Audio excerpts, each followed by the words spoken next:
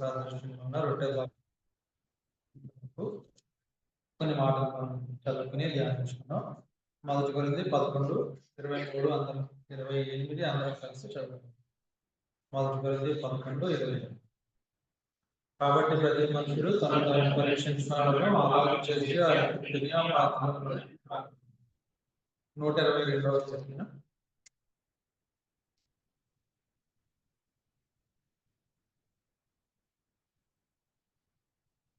5-6 వచనాలు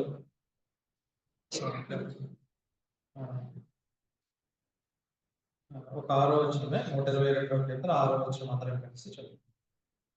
యెరూషలేము యొక్క క్షేమం కొరకు ప్రార్థన చేయుడి. యెరూషలేమును ప్రేమించువాడు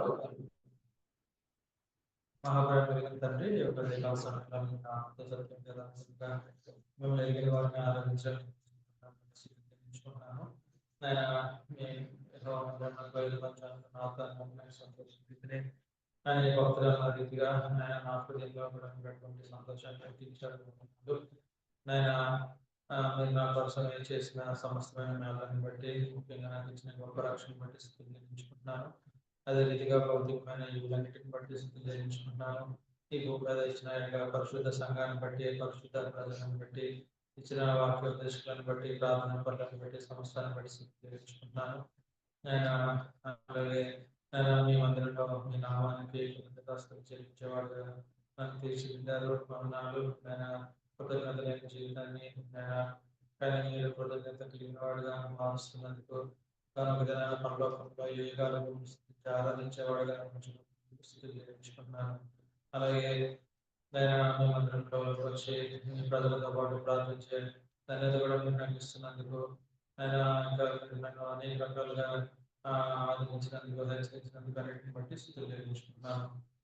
ఈ సమయంలో మరొకసారి మీ యొక్క వాక్యాన్ని ధ్యానించుకునేట్టుగా నాతో మాట్లాడండి. నేను కోరుకున్నాను యోగ్యత లేని వాడిని నొప్పుకుంటూ కేవలం చెప్పిన సహాయం కోరుకుంటూ చిన్న ప్రార్థనతో అడిగి వేడుకుంటున్నాం తండ్రి. మనం ఇక్కడ 122వ కీర్తనలోనే మళ్ళా 6వ వచనం మళ్ళా చదువుకుంటున్నాం. యెరూషలేము యొక్క క్షేమం కొరకు ప్రార్థన చేయండి.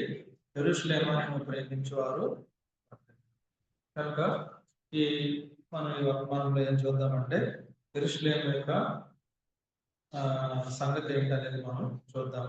యెరూషలేము అనగానే ఇది ఎవరి పట్టణం అంటే ఇది మహారాజు పట్టణం. ఒక రకంగా చెప్పాలంటే దేవుడు కోరుకున్న దేశం. దేవుడు ఏ దేశాన్ని కోరుకున్నాడు భూమి మీద? దానికంటే ముందు దేవుడు ఎవరిని ఎన్నుకున్నాడు? ఒక వ్యక్తిని ఎన్నుకున్నాడు. ఎవరైనా దేవుడు ఎన్నుకున్న వ్యక్తి ఎవరు చెప్పండి. ఆదికాండం 1వ అధ్యాయంలో దేవుడు సృష్టి చేశాడు. 2వ అధ్యాయంలో నరుని ఏ రీతిగా చేశాడు ఆయన అదంతా పద్ధతి చెప్పాడు. తర్వాత స్త్రీని చేశాడు, వారికి వివాహం చేశాడు. 3వ అధ్యాయంలో ఆదికాండం 3వ అధ్యాయంలో దేవుడు తినవద్దన్న పండును తిని మనిషి పతనమయ్యాడు. అప్పుడే దేవుడు ఆయన యొక్క రక్షణ కార్యాన్ని ఉద్దేశించాడు. తర్వాత 4, 5, 6 ఇలాగ అధ్యాయాన్ని మనం చూసుకుంటే వెళ్తే భూమి మీద జనం విస్తరింపని ఆరంభించారు. ఆ తర్వాత వారి పాపం చెడ్డదైనప్పుడు దేవుడు ఏం చేశాడు? భూమి మీదకి జలప్రళయాన్ని రప్పించాడు. జలప్రళయాన్ని రప్పించినప్పుడు నోవహు తనతో పాటు ఉన్న యనమండుగురిని దేవుడు రక్షించాడు. ఆ తర్వాత ఆ యొక్క నోవహు యొక్క 3 కుమారులు షేము, హాము, యాఫెతు నుంచి భూమి మీద ఉన్న జనాంగాలన్నింటినీ ఆయన తీసుకొచ్చాడు. ఇది ఆదికాండం 10వ అధ్యాయంలో మనం చూస్తాం. ఆదికాండం 11వ అధ్యాయంలోకి వచ్చేటప్పటికి ఈ జనులందరూ ఒక చోట చేరి మేము ఇక్కడే ఉందాం, ఒక ఆకాశాన్ని మహాగోపురం చేసుకుందామని వారు ప్రయత్నించారు. దేవుడు వారిని ఏం చేశాడు? చెదరగొట్టేశాడు. బాబేలు, తారుమార్ అనే మాట మనం చూస్తాం. ఆ బాబేలే ప్రస్తుతం ఉన్న బబులోను, ప్రస్తుతం ఉన్న ఇరాక్గా మనం చూడొచ్చు. అయితే ఆ తర్వాత 12వ అధ్యాయంకి వచ్చేటప్పటికి దేవుడు ఒక వ్యక్తిని ఎన్నుకున్నాడు. ఎవరిని ఎన్నుకున్నాడంటే అబ్రహాంని ఎన్నుకున్నాడు. ఎందుకని ఎన్నుకున్నాడంటే అబ్రహాంని ఒక వ్యక్తి ద్వారా దేవుడు భూమి మీదకి ఒక రాజ్యాన్ని తీసుకుని వచ్చి ఆ రాజ్యంలోంచి ఒక రక్షకుని తీసుకుని వచ్చి ఆ రక్షకుడి ద్వారా భూమి మీద ఉన్న సమస్త వంశములు రక్షించబడాలి అనేది దేవుని యొక్క ఉద్దేశం. చూడండి ఆదికాండం 12వ అధ్యాయం మొదటి 3 వచనాలు చదువుతున్నాను, వినండి. యెహోవా నీవు లేచి నీ దేశం నుండి నీ బంధువుల యొద్ద నుండి నీ తండ్రి ఇంట నుండి బయలుదేరి నేను నీకు చూపించే దేశంలోకి వెళ్ళము. నిన్ను గొప్ప జనముగా చేసి నిన్ను ఆశీర్వదించి నీ నామమును గొప్ప చేయుదును. నీవు ఆశీర్వాదముగా నుండువు. నిన్ను ఆశీర్వదించు వారిని ఆశీర్వదించెదను, నిన్ను దూషించు వారిని శపించెదను. భూమి యొక్క సమస్త వంశములు నీ యందు ఆశీర్వదించబడునని అబ్రాహాముతో.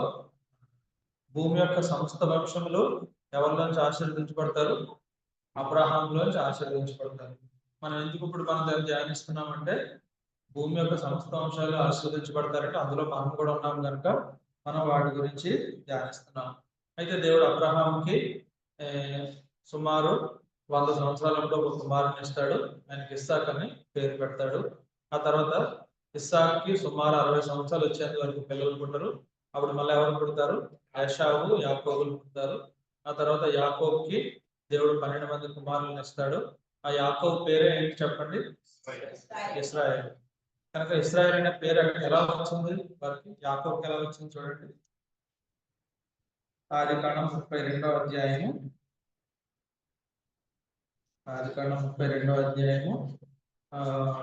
24 నుంచి చదువుతాను వినండి.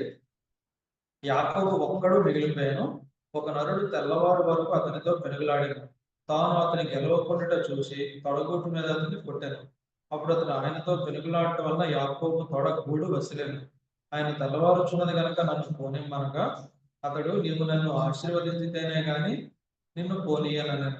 ఆయన నీ పేరేమని అడుగుగా అతడు యాకోబు అని చెప్పాను. అప్పుడు ఆయన నీవు దేవునితోనూ మనుషులతోనూ పోరాడి గెలిచితివి కనుక ఇక మీద నీ పేరు ఇశ్రాయేలే గాని యాకోబు అనకూడదని చెప్పాను. కనుక యవనస్తులందరూ ఏం చేస్తారంటే మీరు విన్నాయాన్ని రాసుకుంటూ ఉండాలి. ఎందుకంటే మనం ఏమి స్కాలర్స్ కాదు, మనకి అన్ని చెప్పినవి అలా గుర్తుండిపోవు. కనుక మనము వాటిని రాసుకుని వీలైతే తర్వాత ధ్యానించుకుని అవి మన మైండ్లో ఫిక్స్ అయిపోయేంత వరకు మనము ప్రయత్నించాలి. అయితే ఇశ్రాయేల్ అనే మొదటిసారి పేరు ఎక్కడ కనిపించింది? ఇక్కడ కనిపించింది. ఎవరు? వాళ్ళు దేవునితోనూ మనుషులతోనూ పోరాడడం. కనుక ఇప్పుడు భూమి మీద ఉన్న దేశం ఏంటి చెప్పండి? ఇశ్రాయేల్ దేశం. కనుక లూయిస్ 14 అని ఒక ఫ్రెంచ్ ఎంపరర్ ఉన్నాడు, ఒక చక్రవర్తి. ఫ్రెంచ్ దేశానికి చెందిన ఒక చక్రవర్తి ఆయన దగ్గర ఉన్న ఒక శాస్త్రవేత్తని అడిగాడు. ఆ శాస్త్రవేత్త పేరు ఏంటంటే పాస్కల్, బ్లేస్ పాస్కల్. కనుక బ్లేస్ పాస్కల్ అంటే మీకు ఫిజిక్స్ చదివేది తెలుస్తుంది పాస్కల్ అంటే ఏమంటే.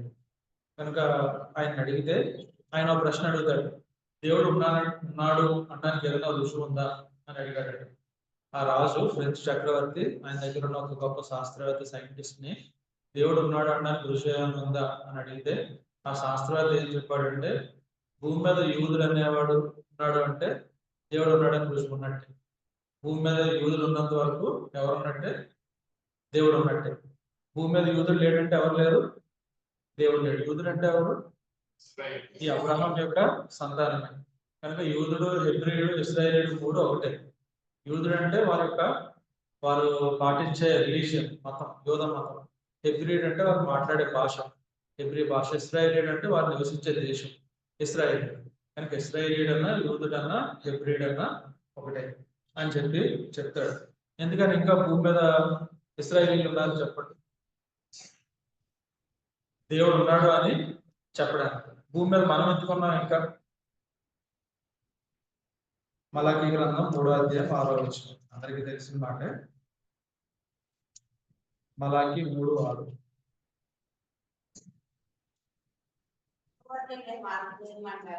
యెహోవానైన నేను మార్పు లేని వాడను కనుక యాకోబు సంతతి వారైన మీరు భయము కాలేదు.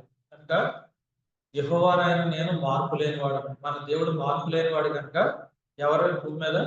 యాకోబు సంతతి వారు భయం కాలండి. యాకోబు అంటే ఇశ్రాయేలీయులు.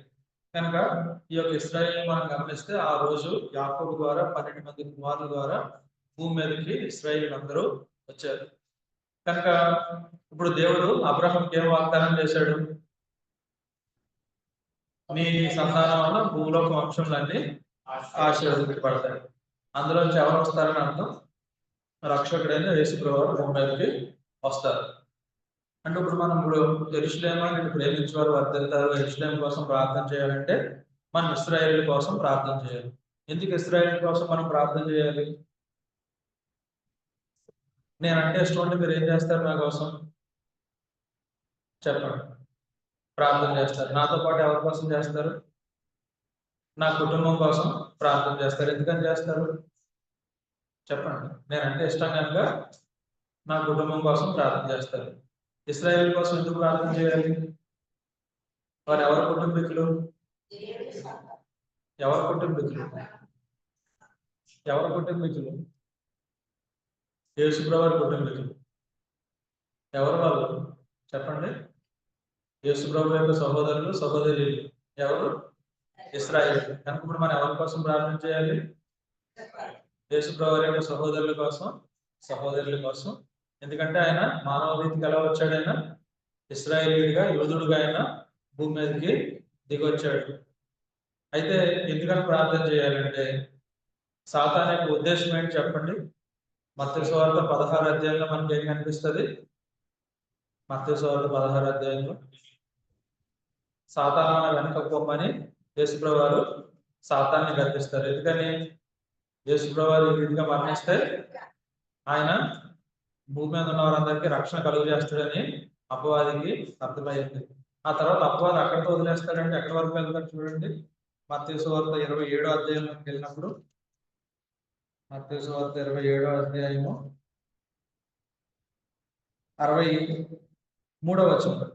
అయ్యా, ఆ వంచకుడు సజీవుడై ఉండినప్పుడు 3 దినములైన తర్వాత నేను లేచేదనని చెప్పినది మాకు జ్ఞాపకం ఉన్నది. కనుక సాతానుడు వారికి ఏం గుర్తు చేస్తున్నాడు? యేసుప్రభు తిరిగి లేస్తారన్న సంగతి వాళ్ళు గుర్తు చేసి దానికి సీల్ చేసి ఆయన మరణాన్ని ఎలాగైనా కానీ ఆయన బాడీని దాచిపెట్టాలి, లేదంటే ఎన్నో ఒక కాన్స్పిరసీ, ఏదో ఒక కుట్ర క్రియేట్ చేసి ఆయన దేవుడు కాదు అనేది నిరూపించాలనేది ఎవరి యొక్క ఉద్దేశం? అపవాది యొక్క ఉద్దేశం. కనుక ఇప్పుడు అపవాది ఎవరు టార్గెట్ చేస్తాడు? ఎవరన్నా మిమ్మల్ని ఏం చేయలేకపోతే ఏం చేస్తారు చెప్పండి? మీ కుటుంబాన్ని దాడి చేస్తారు. ఇప్పుడు సాతానుడు ఏం చేస్తున్నాడు? యేసుప్రభు వారి కుటుంబాన్ని దాడి చేస్తున్నాడు. ఎక్కడ మొదలు పెట్టాడు యేసుప్రభు వారి కుటుంబం మీద దాడి? అప్పుడు ఇంకా అబ్రహాం రాలేదు. అబ్రహాం వచ్చినప్పటి నుంచి దాడి మొదలు పెట్టాడు. కనుక చూడండి, మనం ఎక్కడెక్కడ చూడండి. ఆదికాండంలో 20వ అధ్యాయం, ఆదికాండం 20వ అధ్యాయంలోకి వెళ్తే ఇక్కడ రాజు ఉంటాడు అబీమెలెకు. ఆయన ఏం చేస్తాడు? షారా నా చెల్లెలని చెప్తే తీసుకుని వెళ్తాడు. అప్పుడు దేవుడు ఏం చెప్తాడు చూడండి, 7వ వచనం. కాబట్టి ఆ మనుషుని భార్యను తిరిగి అతనికి అప్పగించుము, అతడు ప్రవక్త, అతడు నీ కొరకు ప్రార్థన చేయను, నీవు బ్రతుకుదు. నీవు ఆమెను అతనికి అప్పగించని ఎడల నీవును నీ వారందరూ నిశ్చయముగా చచ్చుదని తెలుసుకోమని స్వప్నమందు అతనితో చెప్పాను. కనుక అక్కడ షారా హాని చెందాలనేది అపవాది యొక్క ఉద్దేశం. దేవుడు ఏం చేశాడు? షారాని తప్పించాడు. ఆ తర్వాత ఇస్సాకు పెద్దవాడైనప్పుడు ఏం జరిగింది? గలతీ పత్రికలో చూస్తాం కదా. గలతీ పత్రిక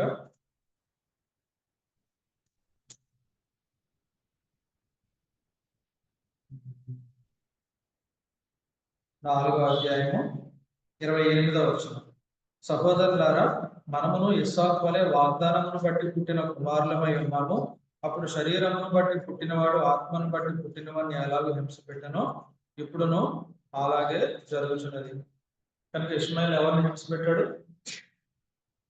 ఇస్సాకుని హింసించాడు. అంటే ఆ చిన్నపిల్లవాడు ఇతనేమో పెద్దగా ఉన్నాడు. అంటే రెండవ దాడి ఎవరి మీద జరిగినట్టు కనిపిస్తుంది మనకి? ఇస్సాకు మీద. ఎందుకని ఇస్సాకు మీద దాడి? చెప్పండి. ఇస్సాకు మీద దాడి ఎందుకని? ఎందుకంటే అదే లైన్ లో ఎవరు రాబోతున్నారు? యేసుప్రభు వారు రాబోతున్నారు. తర్వాత ఆదికాండం 27వ అధ్యాయం, ఆదికాండము 27వ అధ్యాయము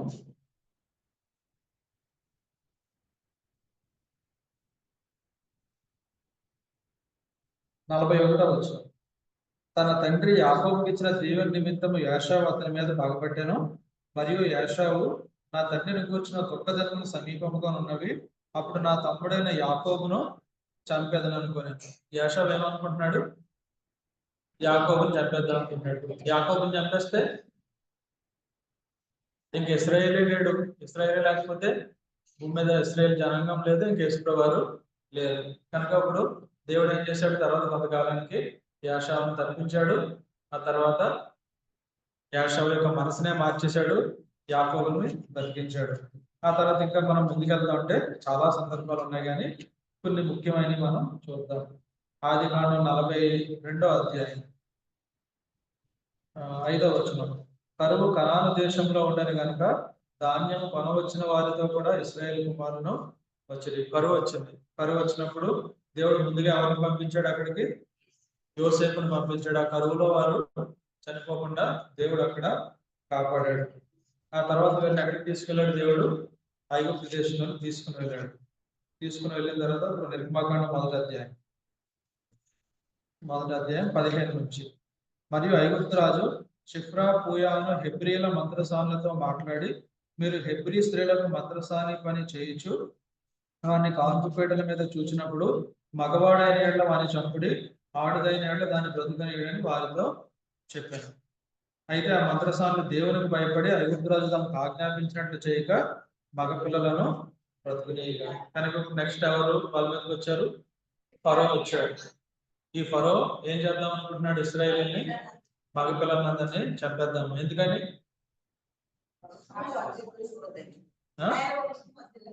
యేసుప్రభువు భూమి మీదకి రాకూడదు, అది సాధారణ ఉద్దేశం. కనుక మనం ఎప్పుడు ఎక్కడికి వెళ్ళిపోదాం? యేసుప్రభువు దగ్గరికే మనం వెళ్ళిపోదాం. ఎందుకంటే సాతానుడు వాని యొక్క ప్రణాళిక ఎలా ఉందన్నమాట, వీళ్ళు రాకూడదు. అయితే దేవుడు వారు మగపిల్లలు చెప్పకుండా దేవుడు వారిని కాపాడాడు. ఆ తర్వాత వాళ్ళకి భయంకరమైన వెట్టి చాకిరీ చేసి వాళ్ళందరూ కృషించిపోయేలా చేద్దాం అనుకున్నాడు. దేవుడు వారిని ఏం చేశాడు? ఇంకా అభివృద్ధి చెందేలాగా చేశాడు. అలాగే ఇశ్రాయేలీయులు బయటకు వచ్చేసి వీరంతా ఎర్ర సముద్రం దాటి బయటకు వచ్చేసారు, అరణ్యంలో తిరుగులాడుతున్నారు. అప్పుడు మళ్ళా మరొకరు తగిలారు. ఎవరు తగిలారు? సంఖ్యాకాండం 22వ అధ్యాయం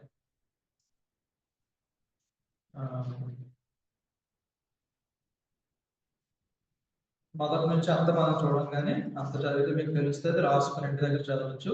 6వ వచనం. ఈ యొక్క మోయాబు రాజు అయిన బాలాక్ ఏమంటున్నాడంటే, కాబట్టి నువ్వు దయచేసి వచ్చి నా నిమిత్తం ఈ జనమును శపించుము, వారు నాకంటే బలవంతులు, వారిని హతము చేయడానికి నేను బలమొందుదునేమో, అప్పుడు నేను ఈ దేశం నుండి వారిని తోలివేదును. ఎలాగనగా నువ్వు దీవించేవాడు దీవింపబడనియు, శపించేవాడు శపించబడుననియు నేను ఎరుగుదును. కనుక బిలాము దగ్గరికి వెళ్ళి ఏం చెప్తున్నాడు? ఇశ్రాయేల్ అందరినీ తప్పించాలి, ఎందుకంటే అప్పుడు నేను వారిని హతం చేస్తాను. హతం చేస్తే ఏమవుతుంది? ఇశ్రాయేల్ అందరూ భూమి మీద నశించిపోతారు. ఎవరు రాకుండా ఉంటారు? ఈ లోక రక్షకుడైన యేసు వారు రాకుండా ఉంటారు అనేది వారి యొక్క ఉద్దేశం. అలాగే ఇన్ని సందర్భాలు మనకు అనిపిస్తా ఉన్నాయి. ఇంకా ముందుకెళ్తే ఇప్పుడు మొదటి సమూయేలు గ్రంథంలోకి వద్దాం. మొదటి సమూయేలు గ్రంథము 17వ అధ్యాయం. మొదటి సమూయేలు గ్రంథము 18వ అధ్యాయము 7వ వచనం నుంచి. ఆ స్త్రీలు గాన ప్రతిగానములు చేయించు వాయించుచు సౌలు 1000 కొలదియు దావీదు 10,000 కొలదియు శత్రువులను హతము చేసిరనిది. ఆ మాటలు సౌలు నాకు ఇంపుగా ఉండనందున అతడు బహు కోపం తెచ్చుకుని, వారు దావీదునకు 10,000 కొలది అనియు నాకు 1000 కొలది అని స్థితిపాడురే, రాజ్యం తప్ప మరి ఏమి అతను తీసుకొనగలడు అనుకునేను. కాబట్టి నాట నుండి సౌలు దావీదు మీద విషపు చూపు నిలిపాను.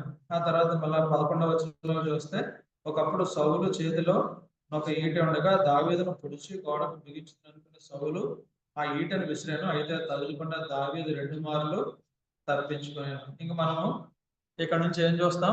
ఇంకెవరిని చంపాలనే ప్రయత్నం? దావీదుని. ఎందుకని దావీదుని చంపేది? దావీదు వంశం నుంచి యేసుప్రభువు భూమి మీదకి రాకూడదు. సాతాను ఎవరిలో దూరాడు? సౌల్లో దూరాడు. కనుక మనం ఏం గమనిస్తున్నాం? ఈ లోక రక్షకుడు రాకూడదు కనుక సాతాను యొక్క ప్రయత్నాలు. ఆ తర్వాత ఇంకా మనం ముందుకెళ్తే ఇంకా 21వ సమయాలు మొత్తం అంతా కూడా దావీదుని చంపేద్దామని. ఈ 2వ సమయాలు మనం చూస్తే, ఈ 2వ సమయంలో కూడా మనం 3 మంది శత్రువులు తయారవుతారు, వీరందరూ దావీదుని చంపేద్దామని. ఈ 2వ సమయంలోనే మళ్ళీ ఇంకొక సందర్భంలో మనకి ఏం కనిపిస్తుంది అంటే, చూడండి 13వ అధ్యాయము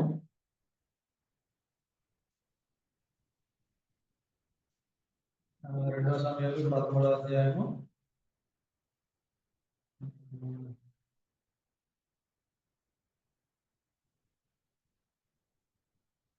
33వ వచనంలో చూడండి. కాబట్టి నా ఏలినవాడు నీవు రాజకుమారులందరూ మరణమైన తలచి విచారపడవద్దు. అమ్నోను మాత్రమే మరణమైన. ఇక్కడ అబ్షాలోము ఉన్నాడు. ఇతడు ఎవరిని చంపేద్దాం అనుకున్నాడు? అమ్నోన్ని చంపేద్దాం అనుకున్నాడు. తన అన్నయ్య అమ్నోను తన చెల్లి సరిగ్గా వ్యవహరించినందున ఇక్కడ కూడా దావీదు ఏమనుకుంటున్నాడు? తన కొడుకులందరూ చచ్చిపోయారేమో అని భయపడుతున్నాడు. ఆ తర్వాత అబ్షాలోము తర్వాత ఎవరిని చంపేద్దాం అనుకుంటాడు? దావీదుని. ఎందుకంటే యేసుక్రీస్తు వారు ఎవరు? దావీదు కుమారుడు కనుక ఆ సంగతి మనం చూస్తాం. ఇంకొకటి మనం అలా ముందుకెళ్తే రాజుల గ్రంథంలోకి వెళ్దాం. మొదటి 2వ రాజుల గ్రంథము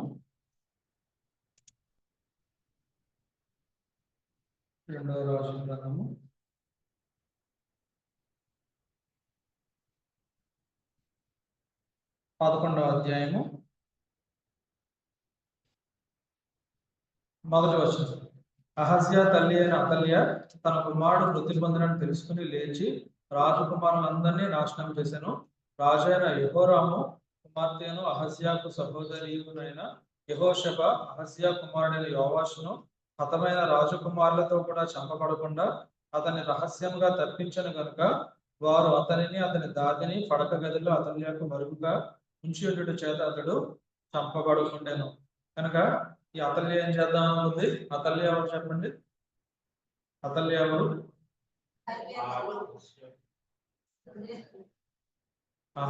అతల్య ఎవరు? యెజబెలు కుమార్తె. యెజబెలు ఎవరు? ఆహాబు భార్య. ఆహాబు ఎవరు? ఇశ్రాయేల్ దేశానికి రాజు. ఇశ్రాయేల్ దేశానికి రాజు అయిన ఆహాబు యొక్క కుమార్తె అతల్య.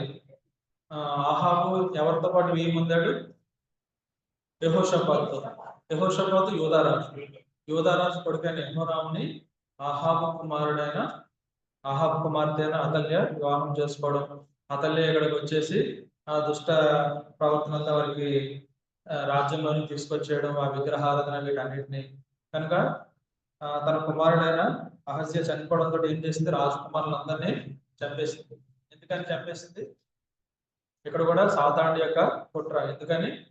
రాజకుమారులు ఎవరు లేకపోతే దావీదు సింహాసనం మీద కూర్చునే వాళ్ళు ఎవరు లేరు. కానీ దేవుడు ఏం చేస్తున్నాడు? ఆ లైన్ లో ఉన్న ఎవరో ఒకరిని దేవుడు కాపాడుతూనే ఉన్నాడు. ఆ తర్వాత ఈ సందర్భం అంతా మనం చూస్తాం. ఆ తర్వాత ఇంకా మనందరికీ తెలిసిన సంగతి ఎస్తేరు గ్రంథం. అక్కడ మనం ఎవరు చూస్తాం? హామాన్ని చూస్తాం. ఈ హామాన్ ఏం చేద్దాం అనుకున్నాడు?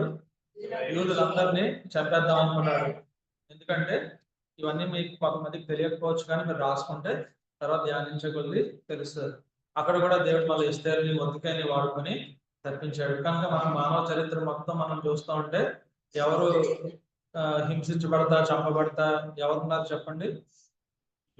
యూదులు, ఇశ్రాయేలీలు. కనుక ఇప్పుడు మనందరం ఎలాంటి వాళ్ళం? వాళ్ళకి రుణస్థలం. ఎందుకు రుణస్థలం? రక్షకుడు వారిలోంచి వస్తాడు కనుక అపవాది యొక్క గురిగా వారు మారిపోయారు. అనేక మంది తమ ప్రాణాలు కోల్పోయారు. అందు గురించి మనం ఏం చేయాలి? యేసుప్రభు వారి కుటుంబమైన ఇశ్రాయేలు కోసం మనం ప్రార్థన చేస్తూ ఉండాలి.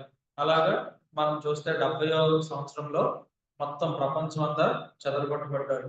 టైటస్ అనే చక్రవర్తి వచ్చి యెరూషలేము పట్టణాన్ని మొత్తం తగలబెట్టేశాడు. ఆ తర్వాత మధ్యలో 2 ప్రపంచ యుద్ధాలు జరిగాయి. సెకండ్ వరల్డ్ వార్ ఎప్పుడు జరిగింది చెప్తారా? 2వ ప్రపంచ యుద్ధం ఎప్పుడు జరిగింది?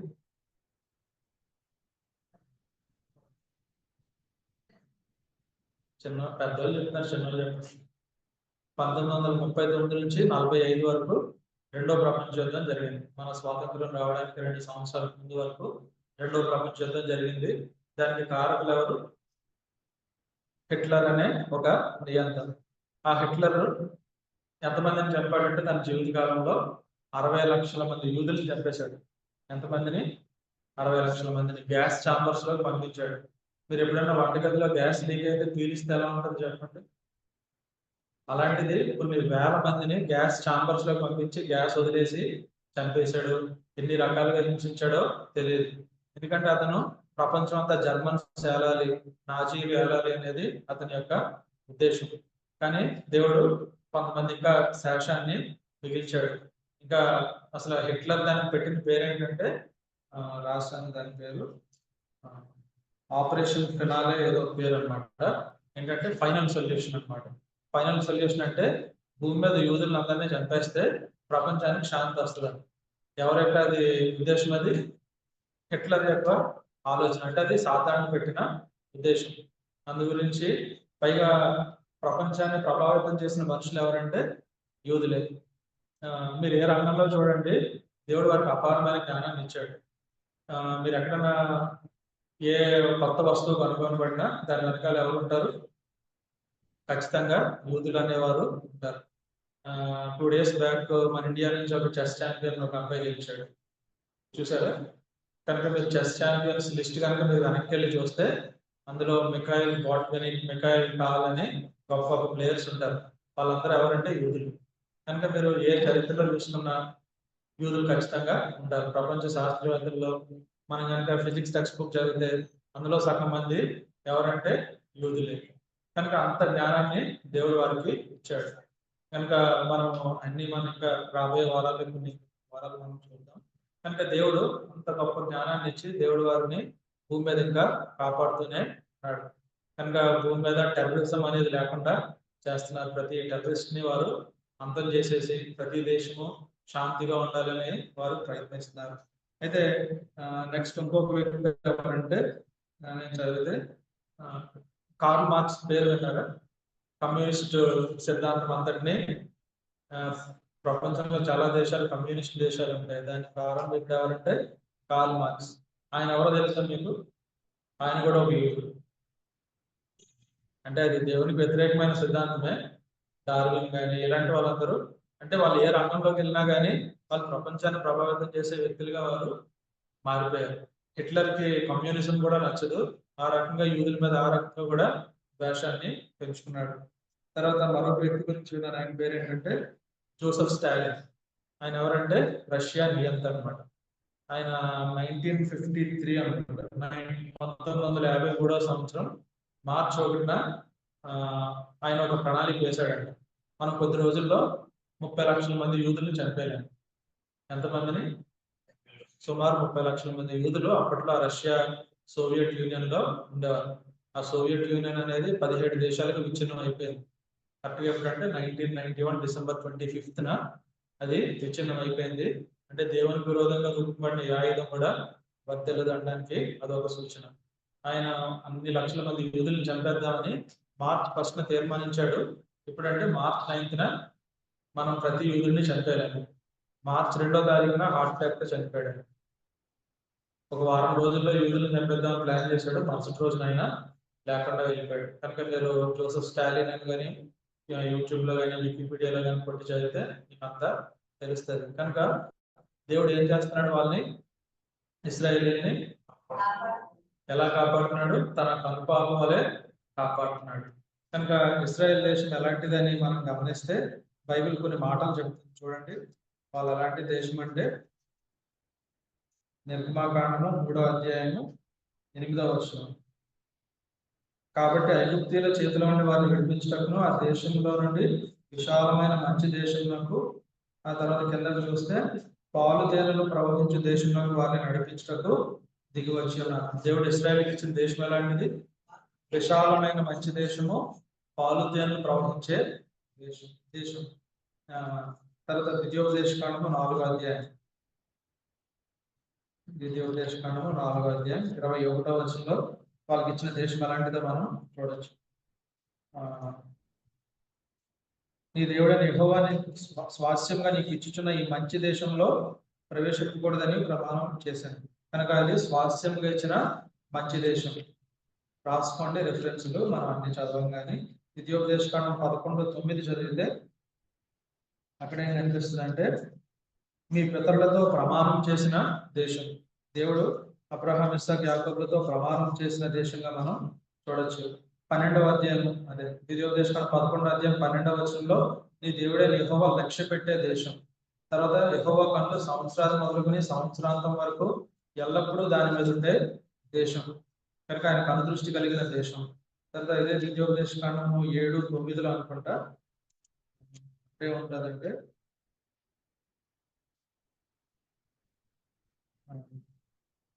7:9, 17:9 అక్కడ కరువు అనుకరణి దేశం అని ఉంటుంది కనుక అది కరువు అనుకరణి దేశం అని ఉంటుంది. అది అలాంటి దేశము.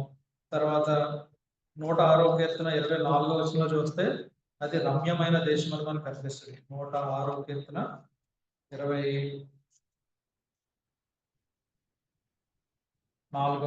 వచనంలో వారు రమ్యమైన దేశమును నిరాకరించినది రమ్యమైన దేశం అని చూస్తున్నాము. యెషయా గ్రంథం 8వ అధ్యాయం 8వ వచనంలో అది అలాంటి దేశం మనకు కనిపిస్తుంది. ఇమ్మానుయేలు దేశం అది. ఇమ్మానుయేలు పక్షి తన రెక్కలు విప్పినప్పటి వలె దాని రెక్కల వ్యాపకముని దేశ వైశాల్యం అంతటను అంటే దేవుడు తోడుగా ఉన్న దేశం అని మనం చూడొచ్చు. ఆ తర్వాత ఇంకా మనం ముందుకెళ్తే ఇర్మియా గ్రంథము 2వ అధ్యాయం 7వ వచనంలో అది ఫలవంతమైన దేశం అని మనకు కనిపిస్తుంది. ఆ తర్వాత జకరియా గ్రంథంలో మనం చూస్తాం చూడండి. జకరియా గ్రంథము 7వ అధ్యాయము 14వ వచనంలో మనోహరమైన దేశం కనుక అది ఏం దేశము? మనోహరమైన దేశం. తర్వాత జకరియా గ్రంథము 12వ అధ్యాయము 13వ వచనంలో మనం చదివితే యెహోవాకు ప్రతిష్ఠిత దేశం కనుక దేశాన్నే దేవునికి ప్రతిష్ఠించబడిన దేశం. ఆ తర్వాత దానియేలు గ్రంథం 8వ అధ్యాయం 8వ వచనంలో అది ఆనంద దేశం అని మనకి కనిపిస్తుంది. ఆ తర్వాత హెబ్రీ 11:9లో అది వాగ్దాన దేశం అని కనిపిస్తుంది. అన్నిటికంటే ముఖ్యమైన మరొక మాట ఏంటంటే యెహెజ్కేలు గ్రంథము 20వ అధ్యాయం 20వ అధ్యాయము 6వ వచనం వారిని ఐగుప్తు దేశంలో నుండి రప్పించి వారి కొరకు నేను విచారించినదియు పాలు తేనెలు ప్రవహించినదియు సకలమైన దేశములకు ఆభరణమైనదియునైన దేశం. సకల దేశములకు ఆభరణమైన దేశం కనుక అలాంటి గొప్ప దేశం కోసం ఇప్పుడు మనం ఏం చేయాలి? ప్రార్థించాలి. అక్కడ జరిగే సంభవాలన్నింటినీ మనం ఇప్పుడు తెలుసుకుంటూ నేర్చుకుంటూ ఉండాలి. ఎందుకంటే అక్కడ జరిగే సంఘటనలన్నీ దేనికి ముడిపడి ఉన్నాయి? మన యొక్క భవిష్యత్తుకు ముడిపడి ఉన్నాయి. ఆయన యొక్క రాకడ ఎప్పుడు రాబోతుంది అనే సంగతి తెలియజేసేదిగా మనకి కనిపిస్తుంది. మనం గమనిస్తే ఆది కాండంలో మరణం చూడకుండా ఎత్తబడిన వ్యక్తి ఎవరు? హనోకు ఎత్తబడిన తర్వాత భూమి మీద ఎవరున్నారు? జల ప్రళయం వచ్చినప్పుడు నోవహు ఆయన కుటుంబం ఉన్నారు.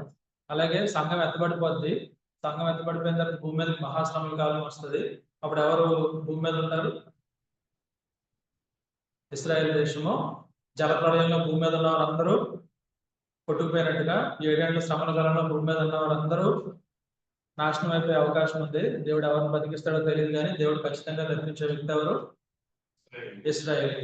మనము దానియేలు గ్రంథము 2వ అధ్యాయంలో ఎవరు కనిపిస్తారు? దానియేలు. ఆ దర్శనం అంతా కనిపిస్తుంది. 3వ అధ్యాయంలో ఎవరు కనిపిస్తారు? షద్రక్ మేషక్ అబేద్నెగో అగ్నిగుండంలో వారు ఉన్నట్టుగా మనకు కనిపిస్తుంది. మళ్ళీ 4వ అధ్యాయం నుంచి దానియేలు కనిపిస్తాడు కానీ 3వ అధ్యాయంలో ఎవరు కనిపించరు? దానియేలు కనిపించడు. అదే రీతిగా సంఘం ఎత్తబడుతుంది. భూమి మీద శ్రమల కాలంలో ఎవరు ఉంటారు? ఇశ్రాయేలీలు ఉంటారు. వారితో పాటు ఎవరు ఉంటారు? దేవుడు వారితో ఉంటాడు కనుక వారు కాలిపోరు. నిర్మాకాండం 3వ అధ్యాయంలో పొగ మండుచున్నది కానీ కాలిపోలేదు. కనుక ఆ రోజు నుంచి ఈ రోజు వరకు ఇశ్రాయేలీలు హింసలు గుండా వెళ్తున్నారు. దేవుడు వారిని తప్పిస్తూనే ఉన్నాడు. కనుక మే 14, 1948లో ఇశ్రాయేల్ దేశము ఏర్పడింది. 1948 మే 14 ఆ రోజు నుంచి వారికి వరుస పెట్టి యుద్ధాలు. ఎప్పుడైనా వారు చేసిన యుద్ధాల యొక్క లిస్ట్ మీకు చెప్తాను. వారు దేవుడు వారిని ఎలా తప్పించాడు కనుక ఒక యుద్ధానికి అయితే ప్రారంభంలో వారి శత్రువులు వచ్చేస్తే వీరి దగ్గర ఆయుధాలు కూడా లేవు. ఆయుధాలు కూడా లేకపోతే తేనెటీగల గుంపులు వెళ్ళి శత్రువుల్ని కమ్మేస్తే శత్రువులు అందరూ వెళ్ళిపోయారు. కొంతమంది చిక్కుకొని చనిపోయారు. చూడండి ద్వితీయోపదేశకాండం 7:20లో మనకు కనిపిస్తుంది అన్నమాట. దేవుడు ముందుగానే చెప్పాడు. ద్వితీయోపదేశకాండము 7:20 మరియు 17 నుంచి చదివితే ఈ జనంలో నాకంటే విస్తారంగా ఉన్నారు. నేను ఎట్లు వారిని వెళ్ళగొట్టగలనని నీవు అనుకుందువేమో వారికి భయపడును. నీ దేవుడైన యెహోవా ఫరోకును ఐగుప్తు దేశం అంతటిని చేసిన దానిని అనగా నీ దేవుడైన యెహోవాని రప్పించి అప్పుడు ప్రతి సూచక్రియలన్నీ చెప్పి 20వ వచనం మరియు మిగిలిన వారును నీ కంటికి కనబడక దాగిన వారును నశించే వరకు నీ దేవుడైన యెహోవా వారి మీదకి పెద్ద కందిరీగలను పంపును. కనుక దేవుడు ఎవరు చేస్తున్నారు? ఇశ్రాయేలు తరపున యుద్ధం దేవుడు చేస్తున్నాడు. ఇందాక మనం చూసుకున్నాం కదా యెరూషలేము కూర్చున్న కీర్తనలని. ఆ 46వ కీర్తన చూడండి. దేవుడు మనకు ఆశ్రయంలో దుర్గమై ఉన్నాడు, ఆపత్కాలంలో ఆయన నమ్ముకొనదగిన సహాయకుడు అని చెప్పేసి ఒక నది కలదు, దాని కాలువలు దేవుని పట్టణమును సర్వోన్నతిని మందిరపు పరిశుద్ధ స్థలమును సంతోషపరుచున్నవి. దేవుడు ఆ పట్టణంలో ఉన్నాడు, దానికి చలనం లేదు. అరుణోదయంలో దేవుడు దానికి సహాయం చేస్తున్నాడు. కనుక ఈ రకంగా దేవుడు ఎవరికి సహాయం చేస్తున్నాడు? ఇశ్రాయేల్ దేశానికి సహాయం చేస్తున్నాడు. కనుక దానికి ఏం లేదు, చలనం లేదు. కనుక ఇంకా మనం ఏం చూస్తామంటే, జనములు ఘోషించున్నవి, రాజ్యములు కదులుచున్నవి. ఆయన తన కంఠధ్వని వినిపించగా భూమి కరిగిపోచున్నది. సైన్యములకు అధిపతి యెహోవా మనకు తోడై ఉన్నాడు. యాకోబు యొక్క దేవుడు మనకు ఆశ్రయమై ఉన్నాడు. యెహోవా చేసిన కార్యములు వచ్చి చూడండి. ఆయనే భూమి మీద నాశనములు కలుగజేయువాడు. ఆయనే భూదిగంతముల వరకు యుద్ధములు మాన్పువాడు. విల్లు విరుచువాడును, బల్లెమును తెగనరుకువాడును ఆయనే. యుద్ధ రథములను అగ్నిలో కాల్చివేవాడును ఆయనే. కనుక ఇశ్రాయేలుకి యుద్ధం చేయడం ఆయనే నేర్పిస్తున్నాడు. ఒక దినాన యుద్ధం చేసేవారు ఎవరు వారి మీదకి లేకుండా ఆయన చేయబోతున్నాడు. కనుక 144వ కీర్తనలో కూడా మొదటి వచనంలో ఉంటది ఇశ్రాయేలు గురించి. నాకు ఆశ్రయదుర్గమగు యెహోవా సన్నుతింపబడిన గాక. 144:1. ఆయన నా చేతులకు యుద్ధమును, నా వేళ్లకు పోరాటమును నేర్పువాడే ఉన్నాడు. కనుక వీలైతే రాబోయే వారంలో ఇశ్రాయేల్ దేవుడు వారిని ఎలా దీవించాడు అన్ని మనం చూద్దాం. కనుక వారు యుద్ధాలు చేస్తూనే ఉన్నారు. అక్టోబర్ 7, 2023 పోయిన సంవత్సరం అక్టోబర్ 7న ఇరాన్ కొంతమంది వ్యక్తులను టెర్రరిస్టులను పంపించి సుమారు 1000 మందికి పైగా యూదుల్ని వారు కిడ్నాప్ చేసుకుని వెళ్ళిపోయారు. ఆ దినం నుంచి ఇశ్రాయేల్ దేశము వారితో యుద్ధం మొదలు పెట్టింది. ఇశ్రాయేల్ చుట్టూరు సుమారు 20 పైగా అరబ్ దేశాలు ఉంటాయి. ఇశ్రాయేల్ ఎంత ఉంటదంటే మన ఉమ్మడి ఈస్ట్ గోదావరి ఎంత ఉంటది అంతే భూభాగం ఉంటది. అరబ్ దేశాలన్నీ కలిపితే మన భారతదేశం కంటే పెద్ద వైశాల్యంలో ఉంటాయి. అవన్నీ ఇశ్రాయేల్ దేశాన్ని అంతం చేశారని వారు ప్రయత్నిస్తున్నారు. కానీ దేవుడు ఆ పట్టణంలో ఉన్నాడు, దానికి చలనం లేదు అని మనం చూస్తున్నాం. కనుక బెంజమిన్ నెతన్యాహు ఆయన ఏమంటాడంటే, ఇశ్రాయేల్ దేశం యొక్క ప్రధానమంత్రి, హోలోకాస్ట్ హిట్లర్ చంపేసిన తర్వాత ఎంత భయంకరమైన దాడి మళ్ళా మా మీదకి జరగలేదు, ఇదే జరిగిందని చెప్పి ఆ దినాల నుంచి వారు యుద్ధం మొదలు పెట్టారు. ఆ యుద్ధానికి వారు పెట్టిన పేరు ఏంటంటే టోటల్ విక్టరీ, సంపూర్ణ విజయం మాకు కావాలని చెప్పేసి వారు ఏ ఆపరేషన్ చేసినా 5 రోజులు, 6 రోజులు, 4 రోజులు అయిపోయేది, కానీ ఇది ఇప్పటికీ జరుగుతూనే ఉంది. కనుక వారి చుట్టూరు పక్కనే పాలస్తీనా దేశం ఉంటది, అందులో హమాస్ అనే టెర్రరిస్టులు ఉన్నారు. ఒక పక్కన యెమెన్ అనే దేశం ఉంటది, అందులో అక్కడ హైతి అనే సముద్రపు దొంగలు ఉన్నారు. ఆ పక్కనే లెబనాన్ అనే ఇంకో దేశం ఉంటది, అందులో హెజ్బుల్లా అనే ఇంకో రకమైన ఉగ్రవాదులు ఉన్నారు. కనుక వీళ్ళందరినీ ఏరుపాడేయడమే ఇశ్రాయేల్ యొక్క లక్ష్యం అన్నమాట. కనుక వాళ్ళు గొప్ప గొప్ప శాస్త్రవేత్తలని, ఇరాన్ దేశము మన ఒక సైంటిస్ట్ ఉంటే ఒక న్యూక్లియర్ వెపన్ తయారు చేసి దాని ద్వారా ఇశ్రాయేల్ మీదకి దాడి చేయాలి, ఆటం బాంబులు ప్రయోగించాలని ఇరాన్ ప్రయత్నిస్తుంటే ఆ సైంటిస్ట్ ని ఇశ్రాయేల్ వారు చంపేశారు. కనుక గొప్ప గొప్ప టెర్రరిస్ట్ ఆర్గనైజేషన్ లీడర్స్ అందరినీ వాళ్ళు హతం చేసేస్తున్నారు. ఇదంతా మనం చూస్తే ఈ యొక్క ఇరాన్ లో ఉన్న లీడర్స్ ని చంపేస్తా ఉంటే ఇరాన్ పౌరులు కెనడా వలస వెళ్ళిపోయారు. అంటే వారి యొక్క ఇరాన్ పౌరులు ఎవరైతే ఉన్నారో, ఇరాన్కి ఇశ్రాయేల్ దేశానికి మధ్యలో దూరం ఎంత ఉంటుందంటే సుమారు 2600 కిలోమీటర్లు ఎంత ఉంటుంది, 2400 కిలోమీటర్లు. మీకు 2 దేశాల మధ్యలో అంత దూరం ఉంటే యుద్ధం జరిగే అవకాశం ఉందా చెప్పండి? మీకు మీ పక్కింటి వాళ్ళకి గొడవ వస్తుంది, లేదా 4-5 ఇళ్ళు దూరం ఉన్న వాళ్ళకి గొడవ వస్తుంది, కానీ అవతల ఊర్లో ఉన్న వాళ్ళకి మీకు గొడవ రాదు. కానీ ఎందుకు గొడవ వస్తుందంటే వాళ్ళందరూ అపవాది యొక్క ఐడియాలజీ తోటి వారు నింపబడ్డారు. వాళ్ళు ఏంటంటే యూదులను హతం చేయడం కోసమే మేము బతుకున్నాం అన్నట్టుగా వారు ఉన్నారు. కానీ దేవుడు వీరిని తప్పిస్తూనే ఉన్నాడు. కొన్ని వేల కిలోమీటర్లు వెళ్ళి వాళ్ళని చంపేసేంత జ్ఞానం దేవుడు వారికి ఇచ్చాడు. కనుక రోబోటిక్ తర్వాత పాములాగా వెళ్తాయంట వాళ్ళు కనిపెట్టిన ఆయుధాలు. పాము అనుకుని పట్టుకుంటారు, అందులోంచి బుల్లెట్లు చంపేస్తాయి. టూత్ పేస్ట్ లో పాయిజన్ పెట్టి చంపేస్తారట. కనుక వాళ్ళు ఏదో దేశానికి వెళ్ళినప్పుడు ఇశ్రాయేలీలో మొసాద్ అని వారికి ఒక సీక్రెట్ ఏజెన్సీని దేవుడు ఇచ్చాడు. ఈ సీక్రెట్ ఏజెన్సీ కూడా ఎక్కడ స్టార్ట్ అయింది చెప్పండి? మోషే యొక్క మైండ్ లోంచే స్టార్ట్ అయింది. 12 మంది వేగుల వారిని పంపిస్తాడు. వారు మొత్తం వెళ్ళి ఎలా ఉందో ఆ దేశం అంతా కనిపెట్టి చూస్తారు. దానికి కంటిన్యూషన్ ప్రస్తుతం ఇస్రాయేల్ దేశం యొక్క మొసాద్. ఆ రీతిగా దేవుడు వారికి అనంతమైన జ్ఞానం ఇచ్చాడు. ఆ మొసాద్ ఏమేమి కనిపెట్టింది అని మనం వీలైతే రాబోయే వారాల్లో మనము కనుక దేవుడు ఎంత జ్ఞానం ఇచ్చి వారిని కాపాడుతున్నాడు. మనం ఏం చేయాలి? ఇప్పుడు వారి కోసం ప్రార్థన చేయాలి. ఇస్రాయేల్ దేశానికి యుద్ధం చేయడానికి వారికి రోజుకి ఎంత ఖర్చు అవుతుందో తెలుసా మీకు? సుమారుగా మనం చెప్తున్నారు ఒక ఆయన రోజుకు 4,000 కోట్లు ఖర్చు అవుతుందండి ఇస్రాయేల్ దేశం యుద్ధం చేయడానికి. ఎందుకంటే దేవుడు వారికి ఇచ్చిన జ్ఞానం ఏంటంటే ఐరన్ డోమ్ అని ఒకటి, డేవిడ్ స్లింగ్ అంటే దావీదు వడిసెల ఉంది కదా, దాని ఇంగ్లీష్ లో డేవిడ్ స్లింగ్ అని అంటారు. దాన్ని పెట్టుకున్నారనమాట. వారి భూభాగం మీదకి ఏదన్నా ఒక వెపన్ వచ్చి దాడి చేస్తే ఇది నేల నుంచి దాన్ని గాల్లోనే పేల్చేస్తుంది. ఇంకా భూమి మీదకి బాంబు పడే అవకాశం లేకుండా అలాంటి టెక్నాలజీని దేవుడు వారికి ఇచ్చాడు. వీటన్నిటిని నిర్వహించడానికి, వెళ్ళి శత్రువులతో యుద్ధం చేయడానికి రోజుకు 4,000 కోట్లు అవుతుందంట. కానీ గత సంవత్సరంగా చూస్తే వాళ్ళ ఎకానమీ 3% ఇంక్రీజ్ అయింది. అంటే వాళ్ళ ఆర్థిక అంటారు కదా, మన దేశం ఆర్థికంగా పడిపోతుంది అంటారు, కానీ వాళ్ళ దేశం ఆర్థికంగా 3% పెరిగిందంట. రోజుకు 4,000 కోట్లు ఖర్చు పెడతా ఉంటే యుద్ధానికి. కనుక దేవుడు ఏ రీతిగా దానికి సహాయం చేస్తున్నాడు. దేవుడు ఆ పట్టణంలో ఉన్నాడు, దానికి చలనం లేదు. కనుక ఇప్పుడు మనం ఏం చేయాలి? ఇస్రాయేల్ దేశం కోసం ప్రార్థిద్దాం. కనుక తర్వాత మనం బల్లోనికి వెళ్తున్నప్పుడు ఒక 2-3 పాయింట్లు మనం చూసుకుని ముగించేసుకోవచ్చు. మనం దేని కోసం ప్రార్థన చేయాలంటే వారి యొక్క యెరూషలేము యొక్క క్షేమం కోసం ప్రార్థన చేయాలి.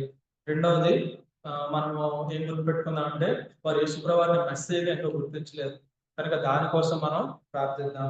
మూడవది ఏం ప్రార్థిద్దాం అంటే ఇశ్రాయేలు యొక్క సరిహద్దులన్నీ దేవుడు కాపాడుతున్నాడు, మనం వారి కాపుదల కోసం చేద్దాం. మూడవదిగా ఏం చూస్తామంటే యెరూషలేము చుట్టూ ఉన్న శత్రువుల కోసం కూడా మనం ప్రార్థన చేయాలి. ఎందుకు శత్రువుల కోసం ప్రార్థన చేయాలి చెప్పండి? నిన్ను దూషించే వారిని ఏం చేస్తానన్నాడు ఆయన? నిన్ను శపించేవారు శపించబడతారు. కనుక ఇప్పుడు ఇశ్రాయేల్ శత్రువులు ఉన్న వాళ్ళందరూ ఏమైపోతారు? శాపానికి, నిత్య నాశనానికి గురవుతారు. కనుక ప్రభువా వారిని ద్వేషించుకొని ఉండేలాగా, వారిని తెలుసుకునే వారు ఉండేలా చేయమని మనం ప్రార్థించాలి. తర్వాత ఇశ్రాయేల్ యొక్క బందీలు యొక్క ప్రజలు చాలా చోట్ల బందీలుగా ఉన్నారు, వారి కోసం మనం ప్రార్థించాలి. తర్వాత దేవుడు అద్భుత రీతిగా వారికి సహాయం చేసి వారిని కాపాడాలని చెప్పి మనం ప్రార్థిద్దాం. ఎందుకంటే ఈ దినం మనము కొనే ప్రతి వస్తువులో, మనం తినే ఆహారంలో అన్నింటిలో కూడా ఇజ్రాయెల్ టెక్నాలజీ ఉంది. అగ్రికల్చర్ లో వాళ్ళ యొక్క టెక్నాలజీ వాడుకుంటున్నారు. మన దేశానికి ఆయుధాలు వాళ్ళు ఇస్తున్నారు. మన దేశ ప్రధానికి భద్రత వాళ్ళ యొక్క వాహనాల, వారి యొక్క ఆయుధాల నుంచే వస్తుంది. పెగాసస్ అనే సాఫ్ట్వేర్ ఉంది. కనుక ఎవరైనా రీసెంట్ గా వచ్చింది కదా, ఫోన్ ట్యాపింగ్ చేసి ఎవరేం మాట్లాడుతున్నారో తెలుసుకుంటున్నారని, అలాంటివి అన్ని కనిపెట్టిందంతా కూడా ఎవరంటే ఇజ్రాయెల్ దేశం. కనుక దేవుడు వారికి ఎంత టెక్నాలజీ ఇచ్చాడంటే మన భూభాగంలో ఏదైనా విమానం వెళ్తే ఒక విమానం ఇక్కడికి వచ్చిందని రాడార్ టెక్నాలజీ మనకి చెప్పేస్తుంది. కానీ అంతకంటే ఎత్తుగా ఎగిరి అక్కడికి వచ్చిందన్న సంగతి తెలియకుండా వారి యొక్క విమానాలు వెళ్ళే రీతిగా దేవుడు వారికి జ్ఞానం ఇచ్చాడు. ఇలాంటివన్నీ దేవుడు ఇశ్రాయేలు ద్వారా జరిగిస్తున్నాడు. అయితే అన్ని దినాల్లో ఆయన యొక్క ప్రవచనం నెరవేరాలంటే ఏం చేయాలి? ప్రస్తుతం ఉన్న రష్యా దేశము, ఇరాన్ దేశము వీళ్ళందరూ ఇశ్రాయేల్ మీదకి దండెత్తి వెళ్ళాలి. కానీ ప్రస్తుతం రష్యా ఎవరితో యుద్ధం చేస్తుంది? ఉక్రెయిన్తో యుద్ధం చేస్తుంది. కనుక వాళ్ళు ఆర్థికంగా బలహీనపడ్డారు. రష్యా ఒకసారి చూసుకోగానే మళ్ళీ ఏమవుతుందంటే ఇరాన్ సహాయంతో ఇస్రాయేల్ దేశం మీద దండెత్తే అవకాశం ఉంది. కనుక ఇస్రాయేల్ దేశంకి ఆ దినాన్న అమెరికా కూడా సపోర్ట్గా ఉండని రోజు ఒకటి రాబోతుంది. కనుక మనం అందరం ఏం ప్రార్థన చేద్దాం? ఒకటి, యేసుప్రభువు కుటుంబాన్ని ఇస్రాయేల్ దేశం కోసం ప్రార్థించాలి. ఇస్రాయేల్ దేశానికి ఎందుకని ప్రార్థిస్తున్నాం? ప్రార్థించాలి మనం. ఒక దినాన్ని యేసుప్రభువు వచ్చి ఎక్కడి నుంచి పరిపాలించబోతున్నారు? యెరూషలేము నుంచే పరిపాలించబోతున్నారు. ఒలీవల కొండ మీదకి ఆయన దిగి వస్తారు. యెరూషలేము నుంచి ఆయన పరిపాలించబోతున్నారు. భూమి మీద అంతా సమాధానకర్త అధిపతి కనుక ఆయన పరిపాలించినప్పుడు సమాధానంలో మనందరం ఉంటాం. కనుక ఇశ్రాయేల్ దేశం యొక్క భద్రత కోసము, వారి యొక్క బందీల కోసము, వారి చుట్టూ ఉన్న శత్రువుల యొక్క మార్పు కోసము ఇశ్రాయేలు యేసుప్రభు అనే రక్షకుడికి అంగీకరించే కోసము వీటన్నిటి కోసం మనం ప్రార్థించాలి. అన్నిటికీ మించి ఇశ్రాయేల్ దేశంతో మన యొక్క భవిష్యత్తు ముడిపడి ఉంది. ఇంకా అంత మాత్రమే కాదు, యెరూషలేమును ప్రేమించేవారు వర్ధిల్లుదురు. కనుక ఇవన్నీ మనం మనసులో పెట్టుకుని మరొక వైపు మనం ఏం చేస్తూ ఉండాలి, మన జీవితాన్ని మనం చక్కపరుచుకుని ఆయన రాకడ కోసం సిద్ధపడుతూ ఉండాలి. ఏ రోజైనా ఆయన వచ్చేయచ్చు. కనుక మనం అందరం ఏ తరం అనుకుంటున్నాం, మనం ఫిగ్ ట్రీ జనరేషన్ అంటారు. మనం ఏమంటారు, అంజూరపు చెట్టు యొక్క తరం. అంజూరపు చెట్టు లేతదయ చిగురించినప్పుడే వసంతకాలము ఇంకా సమీపంగా ఉన్నదని తెలుసుకున్నాను అంటారు కదా. మత్తయి సువార్త 24:32 అంజూరపు చెట్టును చూసి ఒక ఉపమానం నేర్చుకున్నాడు. అంజూరపు కొమ్మ లేతదయ చిగురించినప్పుడు వసంతకాలం ఇంకా సమీపంగా ఉన్నదని మీకు తెలియను. ఆ ప్రకారమే మీరు ఈ సంగతులన్నీ జరుగుతూ చూసినప్పుడు ఆయన సమీపంగానే ద్వారం దగ్గరనే ఉన్నాడని తెలుసుకోండి. ఆయన సమీపంగానే ద్వారం దగ్గరనే ఉన్నాడనే సంగతి మనం తెలుసుకోవాలి. మనం 91వ కీర్తనలో చూస్తాం కదా, మా ఆయుష్ అంతా 70 సంవత్సరాలు, అధిక బలం ఉంటే 80 సంవత్సరాలు. ఇశ్రాయేల్ దేశం ఫామ్ అయ్యి ఇప్పుడు ఎన్ని సంవత్సరాలు అవుతుంది?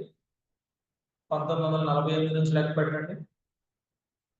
సుమారు 76 సంవత్సరాలు దాటేసింది. కనుక ఒక తరం అంటే ఎంత అనుకోవచ్చు? కొన్ని అధిక బలం ఉంది కనుక 80 సంవత్సరాలు అనుకుందాం. కనుక దేవుని రాకడ ఎంత దగ్గరకు వచ్చేసిందో మనకి, అది వేళ రావచ్చు, లేకపోతే 4-5 సంవత్సరాలు రావచ్చు.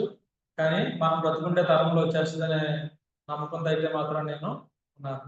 కనుక ఇప్పుడు మనం అందరూ ఏం చేద్దాం, కనుక ఇలాంటి తాత్కాలికమైన వాటి కోసం, అశాశ్వతమైన వాటి కోసం మనం పోరాడకుండా నిత్యంగా ఆయనతో పాటు ఉండే వాటి కోసం మనం ఆలోచిస్తూ, దేవుని సన్నిధిని ప్రేమిస్తూ, దేవుని ప్రజలను ప్రేమిస్తూ, దేవుని వాక్యాన్ని ప్రేమిస్తూ, మనము ఎవరెవరైతే నాశనానికి నరకానికి వెళ్ళిపోతున్నారో వారి కోసం భారంతో ప్రార్థిద్దాం.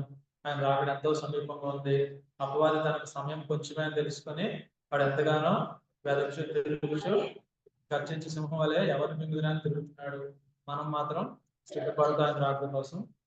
కనుక 1 కొరింథీ 11:20 అందరం కలిసి చదువుకుని వాళ్ళకి వెళ్దాం.